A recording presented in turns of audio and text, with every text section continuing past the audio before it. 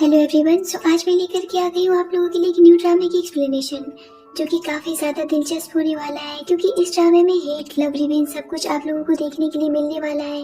अगर ये ड्रामा आप सभी को पसंद आता है तो एक लाइक और एक कमेंट करके ज़रूर बताइएगा ताकि मैं इसे आगे कंटिन्यू कर सकूँ। तो बिना देरी के हम चलते हैं इसकी प्यारी सी स्टोरी की तरफ। ड्रामे की शुरुआत में हम एक डांस बार में एक कपल को रोमांस करते हुए देखते हैं, जहाँ वो आदमी सूजी से कहता है कि हमें काफी देर हो चुकी है, कहीं तुम्हारे बूढ़े पति को हमारे बारे में पता चल गया तो फिर क्या होगा। सूजी कहती है कि उसका क्या है, वो तो कल एक और मिस्ट्रेस लेकर के चला आएगा, उसे मेरी इतनी भी परवाह नहीं है। तभी इस कहानी में लिन की एंट्री होती है, जो कि इस ड्रामे की फीमेल लीड है, और वो कार का गेट खोलती है, जिसमें से मास्टर जो बाहर आते हैं उसे एक थप्पड़ लगाते हुए कहते हैं कि क्या तुम्हें पूरा विश्वास है कि जो तुमने बताया है वो सब कुछ सच है। लिन कहती कि अगर ये बात सच नहीं होती तो आखिर मैं आपसे ये सब क्यों बताती। मास्टर जो कहते हैं कि मैंने आज तुमसे इसलिए शादी नहीं की ताकि तुम मेरी जिंदगी में परेशानी पैदा कर सको। इतना कह करके मास्टर जो उस डांस बार में एंटर कर जाते हैं। लिन सोचती है कि सूजी तुम इतनी आसानी से नहीं मर सकती हो, अभी तो बहुत से पुराने हिसाब किताब तुम्हारे साथ में करने बाकी हैं।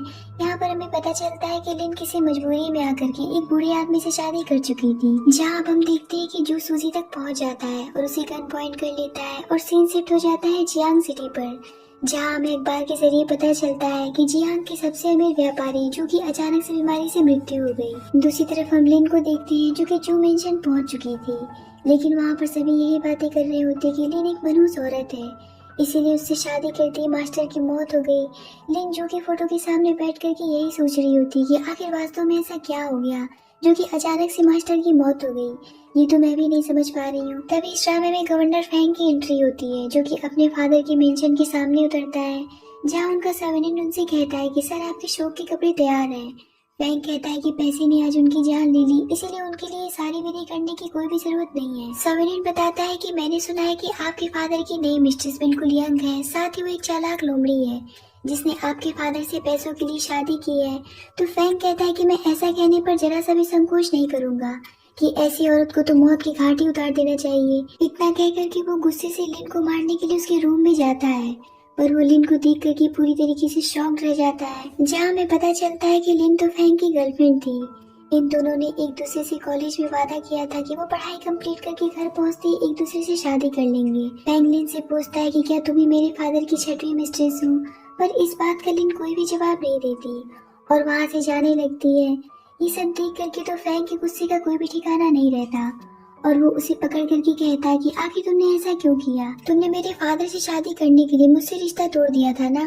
तभी फैंग को कोई आवाज लगाता है, पर फैंग तो पागल हो जाता है और लिन को अपने रूम में लेकर के चला जाता है। तो लिन कहती कि आखिर तुम ये सब क्यों कर रहे हो, अब मैं तुम्हारे फादर की मिस्ट्रेस हूँ। तो फैंग कहता है कि नाटक करना बंद करो, मैंने सुना है कि मेरे फादर की छठी मिस्ट्रेस उनकी लाइफ में आने से पहले एक सिंगर हुआ करती थी। तुमने उन्हें फंसाने के लिए क्या क्या नहीं किया, तुमने उन्हें अपनी सुंदरता की जाल में फंसा करके सिर्फ उनके पैसों के लिए उनकी मिस्ट्रेस बन बैठी। पर ये बात मुझे पूरी तरीके से सही नहीं लग रही है। इन सबसे पहले तुम मेरी गर्लफ्रेंड रह चुकी हो। जिस पर लिन उसे खुद से दूर हटाती हुई उससे कहती कि मैं पहले ही अपने पास्ट को भूल चुकी हूँ और अब यही अच्छा होगा कि तुम भी इसे भूल जाओ। इतना कह करके वो वहाँ से जाने लगती है, पर फैंग उसे गन पॉइंट कर लेता है और कहता है कि फौरन से दरवाजा बंद करो और बेहतर ये होगा कि तुम अभी की अभी सारी सच्चाई मुझे बता दो। तो लिन गेट बंद कर देती है और कहती है कि तुम सच्चाई जानना चाहते हो ना, तो सुनो, मैं तुम्हारे फादर से प्यार करने लगी थी, पर उससे भी ज्यादा मैं उनके पैसों से प्यार करती थी। अगर तुमने मुझसे झूठ नहीं बोला होता कि तुम एक गरीब स्टूडेंट हो तो मैं शायद तुमसे शादी कर लेती।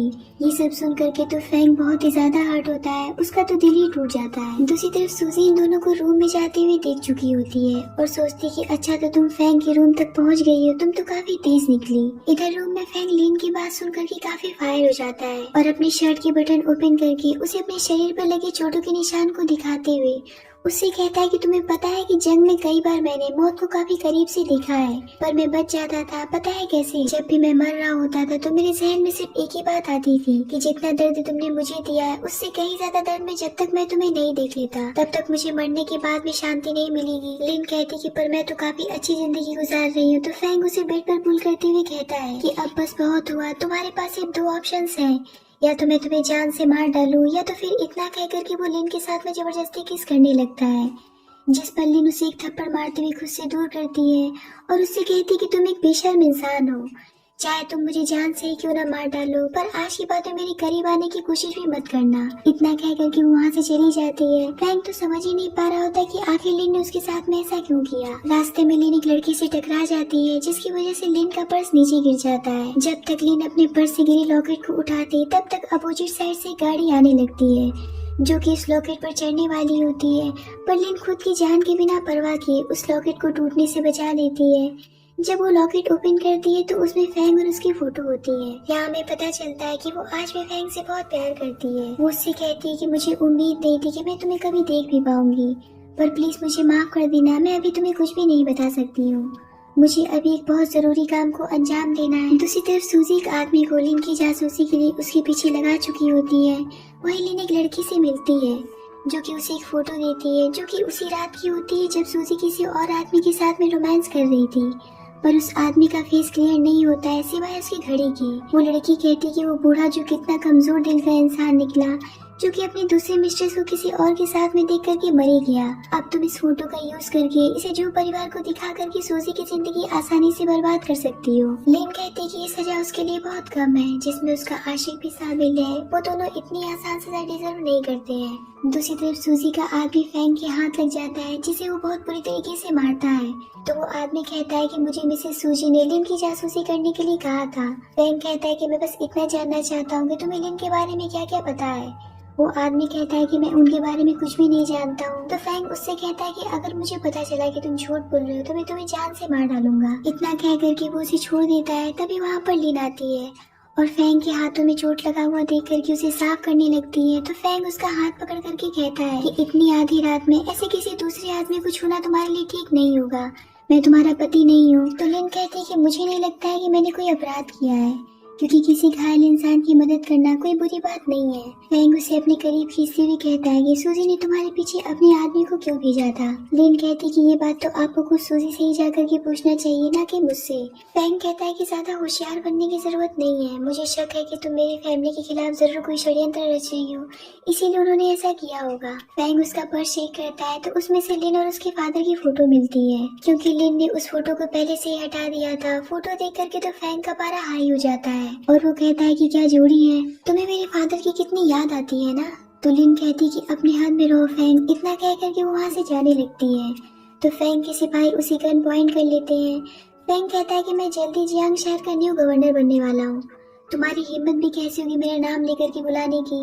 तो लिन कहती कि बधाई हो, पर क्या अब तुम मुझे गवर्नर होने का डर सिखाओगे। तो फैंग कहता है कि क्या अब तुम्हें अफसोस हो रहा है कि तुमने मुझे एक गरीब लड़का समझकर छोड़ दिया था। फैंग लिन को कुछ पैसे देते हुए कहता है कि आशा करता हूँ कि ये पैसे तुम्हारे लिए काफी होंगे, इसे उठाओ और यहाँ से दफा हो जाओ, और आज के बाद में कभी भी मेरे सामने गलती से भी मत आ जाना। लिन उन पैसों को फेंकते हुए कहती है कि मैं इतनी भी सस्ती नहीं हूँ।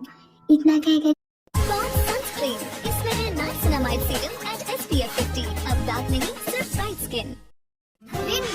जिद्दी मैल हटाए और एक दुगनी चमक, रिन बाल एक दुगनी चमक। करके वो वहाँ से चली जाती है। फैंग जब घर जाता है तो वो लिन की बातें सोच सोच करके पागल हो जाता है कि लिन ने तो बस उससे इसीलिए प्यार किया था कि वो एक रिच लड़का है, पर जब उसे पता चला कि वो गरीब है तो उसने उसे छोड़ दिया। फैंग कहता है कि लिन ये मत सोचना कि तुम एक हैप्पी लाइफ जी सकती हो, मैं तुम्हारी जिंदगी नर्क कर दूंगा। लिन जब घर पहुँचती है तो सूजी उसे देख करके कहती है कि देखो ये कौन आया है, ये तो वही मनहूस औरत है जो कि मास्टर जू की मौत की वजह बन गई थी, फिर भी ये बेशर्मों की तरह यहाँ पर रहने के लिए आ गई। लिन उसकी बातों का कोई भी जवाब नहीं देती है और वहाँ से जाने लगती है, जिस पर सूजी उसका हाथ पकड़ करके उसे रोकती है। इतने पर तो लिन उसे एक जोरदार थप्पड़ जड़ देती है। सूजी कहती है कि तुम्हारी हिम्मत भी कैसी होगी मुझ पर हाथ उठाने की, ये जू मेंशन है तुम्हारा घर नहीं है, आखिर तुम अपने आप को समझती क्या हो, तुम हो तो एक मिस्ट्रेस ही। लिन कहती है कि लगता है कि तुम इससे भी ज्यादा कुछ बुरा देखना चाहती हो। अभी ये दोनों लड़ी रही होती है तभी वहाँ पर फैंग की दादी आ जाती हैं और कहती है कि आखिर यहाँ पर चल क्या रहा है, जिस पर सूजी कहती है कि आपने सबके मुंह से सुना नहीं है क्या कि लड़की बहुत मनहूस है, ये हमारे परिवार के लिए खतरा साबित हो सकती है, ये मास्टर जू को भी खा गई है। इतना ही नहीं, मैंने सुना है कि कल रात मिस्टर फैंग के रूम में भी गई थी। लिन कहती है कि झूठ बोलना बंद करो, जिस पर सूजी कहती कि मैंने अपनी आंखों से तुम्हें फैंग के रूम में जाते हुए देखा था। ये सब सुन करके तो दादी का गुस्सा लिन के ऊपर फूट पड़ता है और वो अपने गार्ड से उसे पकड़वा करके अपने मेड से कह करके बहुत ही ज्यादा पिटवाती है। दादी उससे कहती कि अगर तुमने मेरे बेटे से शादी नहीं की होती तो आज वो जिंदा होता, और अब तुम मेरे पोते को भी अपनी जाल में फंसाना चाहती हो। इससे पहले लिन अपनी सफाई में कुछ कह पाती, सूजी दादी के गुस्से को और भी ज्यादा भड़काना शुरू कर देती है, जिस पर दादी अपनी मेड से कहती है कि इसे तब तक सबक दो जब तक कि इसे अपनी गलती का एहसास नहीं हो जाता है, जिसके बाद इसे हमारे मेंशन से बाहर फेंक देना। दादी के कहने पर मेड उसे बहुत ही बुरी तरीके से मारती है। ये सब देख करके सूजी काफी खुश हो रही होती है, लेकिन लिन की आंखों में इंतकाम की आग जल रही थी। लिन जब बेहोश हो जाती है तो उसे मेंशन से बाहर फेंक दिया जाता है। कुछ ही टाइम के बाद में वहाँ पर वही आदमी आता है जो उस रात सूजी के साथ में रोमांस कर रहा था, और उसके हाथ में वही घड़ी थी जो कि पूरे शहर में सिर्फ एक ही आदमी के पास थी। वो लिन को अभी दिख ही रहा होता है, तभी वहाँ पर फैंग भी पहुँच जाता है और उस आदमी को लिन से दूर रहने के लिए कहता है और खुद उसे उठा करके अपने साथ में लेकर के चला जाता है। जहाँ वो उसके जख्मों को देख ही रहा होता है कि तभी लिन की आँख खुल जाती है और उसे लगता है कि फैंग उसका फायदा उठाने की कोशिश कर रहा है, इसीलिए वो उसके ऊपर चाय फेंक देती है।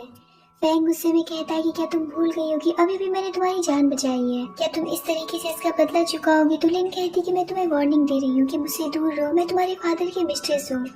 फैंग कहता है कि मैं भी तुम्हें वार्निंग दे रहा हूँ, तुम्हें यहाँ से बाहर फेंक दिया गया है।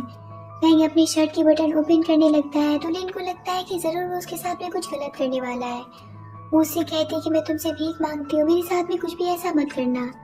फैंग उसे अपने सामने से हटाते हुए कहता है कि मेरे रूम से अभी के अभी निकल जाओ। तब लिन रियलाइज करती है कि फैंग तो अपना शर्ट चेंज करने के लिए उसे ओपन कर रहा था, ना कि उसके साथ में बदतमीजी करने के लिए। फैंग उससे कहता है कि क्या अब तुम मुझे कपड़े चेंज करते हुए देखना चाहती हो, जो अभी तक यहाँ से गई नहीं? अपना सामान पैक करो और मेरे घर से दफा हो जाओ। लिन सोचती कि मुझे इस मेंशन में रहने के लिए कोई तो रास्ता ढूंढना पड़ेगा। वो फैंग से कहती कि क्या आप मुझे यहाँ पर कुछ दिन और रहने दे सकते हैं? मैं अभी बहुत घायल हूँ, मेरे पास भी रहने के लिए कोई भी जगह नहीं है, आखिर मैं कहाँ जाऊंगी? फैंग कहता है कि मैं किसी बेकार और नकारे इंसान को अपने आसपास रखना पसंद नहीं करता हूँ। लिन कहती कि मैं हर काम करने के लिए तैयार हूँ, जो भी आप मुझसे कहेंगे। आप अभी भी वॉर से लौटे हैं, आपकी देखभाल के लिए आपको एक मेड की जरूरत जरूर होगी। ये सुनकर के फैंग कहता है कि ठीक है, सिर्फ 1 महीने का समय तुम्हारे पास में है, तुम्हारे ठीक होते ही तुम यहाँ से चली जाना। तो लिन कहती है कि ठीक है। जब ये बात दादी को पता चलती है तो फैंग को हंटर से खूब मारती है और कहती है कि आज रात तुम गवर्नर के पद पर बैठने जा रहे हो। अगर ये बात बाहर पता चल गई कि तुमने अपने फादर की मिस्ट्रेस को अपनी मेड बना करके अपने साथ में रख लिया है, तो जो परिवार की इज्जत मिट्टी में मिल जाएगी। तो फैंग कहता है कि अगर ये बात घर से बाहर जाएगी नहीं तो किसी को पता भी नहीं चलेगा। एक बात और, अब वो मेरे फादर की मिस्ट्रेस नहीं रही, क्योंकि आपने उसे इस मेंशन से बाहर फेंकवा दिया था।